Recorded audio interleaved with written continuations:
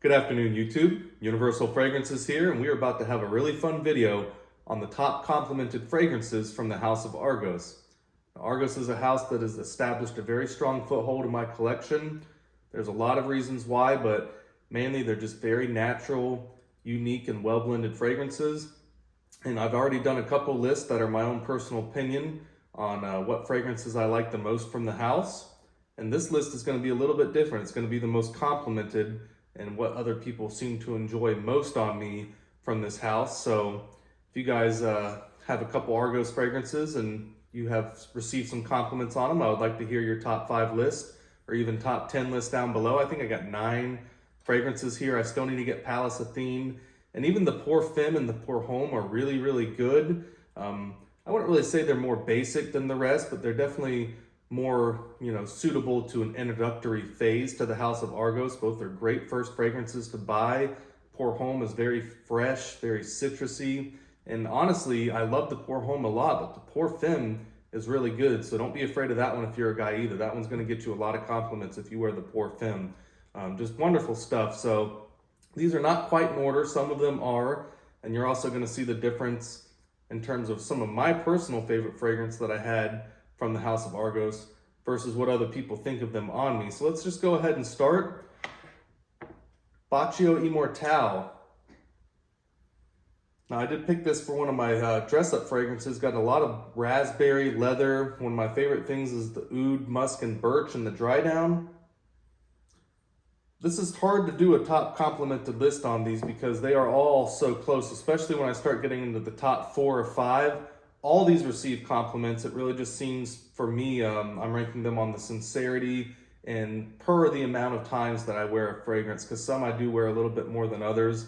To give everything a fair shot, I kind of do it, how many compliments do I get per the amount of times that I wear a fragrance. So number 9 is going to be Bacio Immortale. But that is a wonderful fragrance. Don't shy away from it. Very proper. Again, leather, raspberry, oud, birch, and musk. There's just not anything to dislike in this fragrance. The leather is not really animalic or dirty. It's definitely more of like a proper, very high-end leather. And it's just a beautiful fragrance. But that's going to be number 9 on the list. Number 8. Shuffle these around. Number 8 is going to be Brevido Delicacia. And Brevido is one of those fragrances that's very nice and outdoor, very clean green vibes. It's got like matte oil fleuve, juniper berry, sage. Man, this is just a wonderful fragrance. I love Brevido Delicacia, man. Again, one of my personal favorites. This was actually the first one I tried from the House of Argos, which is why I bought a 30 ml bottle, just as an introduction. And I will be getting 100 ml of this soon because during the spring and summer, I'm going to go through this stuff quick, man. This is one of my favorite kind of green outdoor fragrances, along with like Beach Hut Man from Amouage and Bleecker Street from Bond Number 9 and Wall Street. There's just a ton of good stuff out there, but Brevido, one of my personal favorites. But for me, in terms of compliments, this is number 8, right next to Bacio Immortale. That's just how it is. A lot of people do love it on me, but again, maybe it's also just due to the fact that it is a very green and outdoor fragrance. It doesn't necessarily stand out as much as a fragrance as itself compared to some of the other ones. Maybe not quite as much personality, but still one of my favorites from the house. All of these are so good, man. It's very tough to rank them. Obviously, a complimented list is a little bit different because it's other people and what they say about the fragrance on you. But again, all these are very, very close, very close. So I believe this is Birth of Venus. I'm gonna switch that with Adonis Awakens, because Birth of Venus from other people does seem to get me more compliments. Adonis Awakens still gets a lot of them, but this is a very rose, vanilla, raspberry, and sandalwood heavy fragrance. There is a lot more stuff than that in here. It's very complex, but that's the main vibe of the fragrance. Rose, sandalwood, pink pepper, raspberry, vanilla. Man, this stuff just smells so good. I personally love it. Very floral.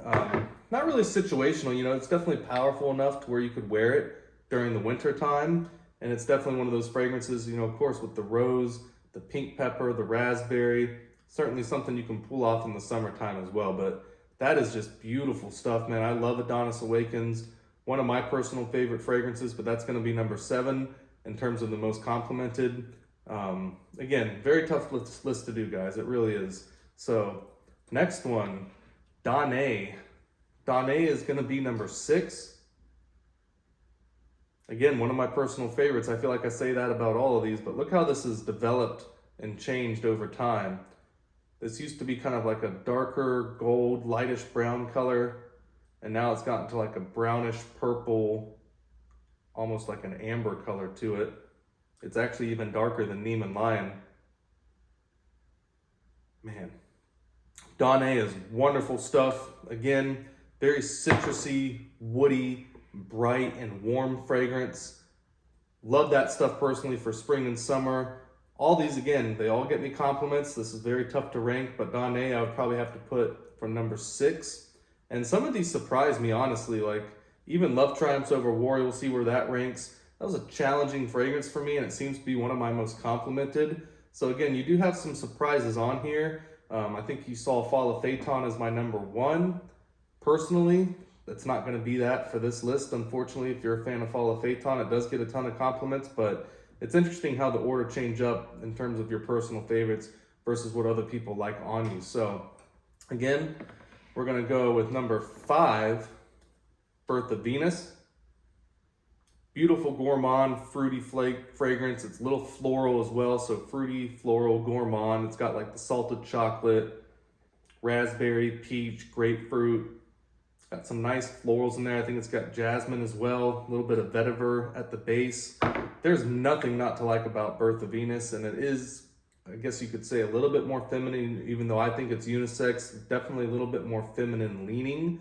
But again, you know, guys, if you're not interested in Birth of Venus because of that, I think you're missing out, and you'd be missing out on a lot of compliments because this stuff lasts for a long time and it does get a lot of compliments. Beautiful stuff. Again, wonderful stuff from the House of Argos. So number 4 on my list is going to be Neiman Lion. Now this one kind of surprised me. I do like this fragrance a lot. I love like the funky animalic outdoor fragrance, and with the pine, sage, moss. Got some animalic leather, oud, musk. Man, every time I smell this stuff, I enjoy it. This is probably one of the most beast mode fragrances from the entire house. I know you have the X-Straight, the Triumph of Bacchus X-Straight, but just in terms of the projection, how it smells, how other people smell it on you, this stuff just stands out. It's extremely unique, fills up a room, wonderful projection and longevity. In terms of uniqueness, I would say this is the most unique from the entire house. There's a reason that Christian Petrovic put a warning label on that, saying it's not for, you know, immature noses, people over 21 and up. Certainly not going to be for everybody, but I love it, and it's kind of one of those blends to where not only do I love it, a lot of people seem to compliment me on it as well. So very unique fragrance, love it. Neiman Lion, again, if you haven't tried it out and you like other stuff like Silver Oud or Ether from Xerjoff, and maybe just a little bit more funky fragrances, even Teroni from Orto Parisi, I think you would love Neiman Lion. Definitely give it a shot. Maybe a sample would be in order just in case it's not for you, but I personally love that stuff, and a lot of people seem to love it on me. So this was my number 1 from the entire house in terms of my personal selection. Fall of Phaeton, absolutely love it, man.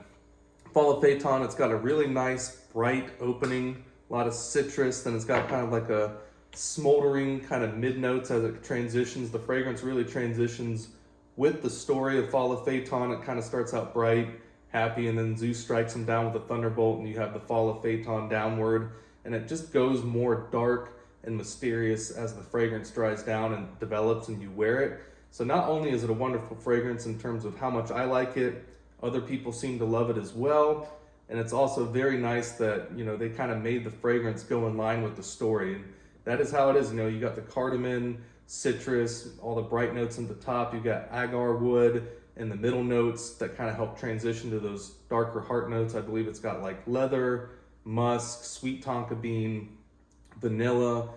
This is just wonderful stuff, man. This is a masterpiece. There's a lot of these fragrances, honestly, from Argos that I'll rate a 9 out of 10 or a 10 out of 10. Just me personally, but I love Fall of Phaeton, and thankfully a lot of people seem to love it on me as well. Now, Triumph of Bacchus. This is one of their most popular ones, if not the most popular one from the house, and there's a good reason for that. It is a compliment monster.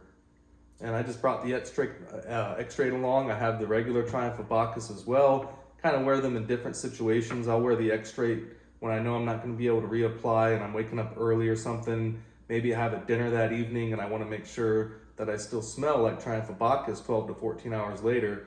The X-Straight is going to do that for you. And thankfully, it's not something to where they changed this at all. I've always said, maybe the slight difference between the X-Straight and the regular one is you get a slight bit more of those base notes, a little more tobacco. Overall, though, the fragrance pretty much smells the exact same, just a little bit more longevity and oil concentration. It's at 40%. So wonderful stuff. Again, reason that there's, Triumph of Bacchus is so popular from the House of Argos. Tons of people love it, and I personally enjoy it, but thankfully a lot of people enjoy me wearing it as well. So this surprised me. Love triumphs over war. Probably the most challenging fragrance from Argos, even over Neiman Lion for me, just because of how floral. It doesn't have any weird notes in there. There's nothing not to dislike, but it's just a very powerful floral fragrance. I think you got some musk in the base too. Got a little bit of sweetness. You got cinnamon bark in there, juniper berries. Goodness gracious, man. Yeah, this stuff, it was challenging at first, but the more I got used to it, the more I enjoyed it. I would still probably rank it like 5 or 6, maybe even 7 in terms of how much I personally enjoy these fragrances. But I was shocked every single time that I wore Love Triumphs Over War. It was, people were always saying something. It was always someone complimenting on me. What are you wearing? What is that? What's the name of the fragrance? Just very sincere compliments, not just like, again, I did this in my Amouage video, but there is a difference when somebody's like, oh yeah, man, you smell good. And then they ask you, hey man, what is that fragrance you're wearing? They want to know the name of it. They want to know who makes it because they have a genuine interest in purchasing it, either for themselves or for a significant other.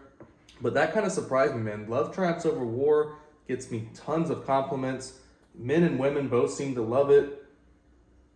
Again, it is a very heavy floral fragrance, but it's just blended so well in there. It's a very floral fragrance, but they did a great job of blending it. There's not too much of any one thing in there. It's not overly powdery, not overly feminine. So yeah, that one shocked me, honestly, and I had to be honest and put it up at number 1.